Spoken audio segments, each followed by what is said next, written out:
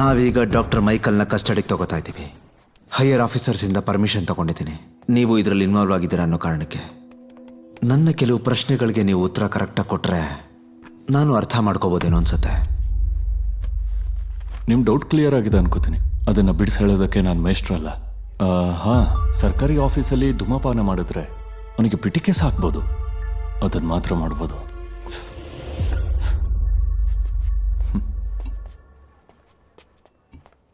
ಒಂದು ನಿಮಿಷ ಸರ್. ನಾಯಿ ತನ್ನ ಎರಡು ಕೈನ ಮೇಲೆತ್ತಿ ಕಾಲ ಮೇಲೆ ನಿಂತ್ಕೊಳ್ಳುತ್ತೆ.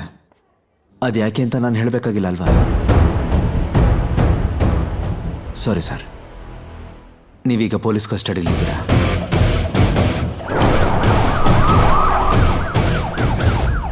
I said you have your own limitations.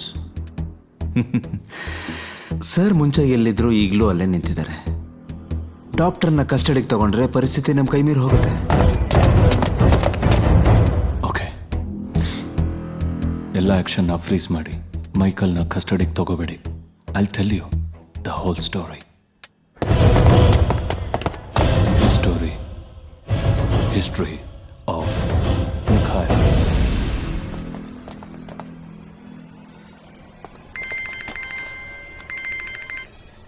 Sir, Ashok, ನಾನು ಹೇಳೋವರೆಗೂ ಎಲ್ಲ ಸ್ಟಾಪ್ ಮಾಡು.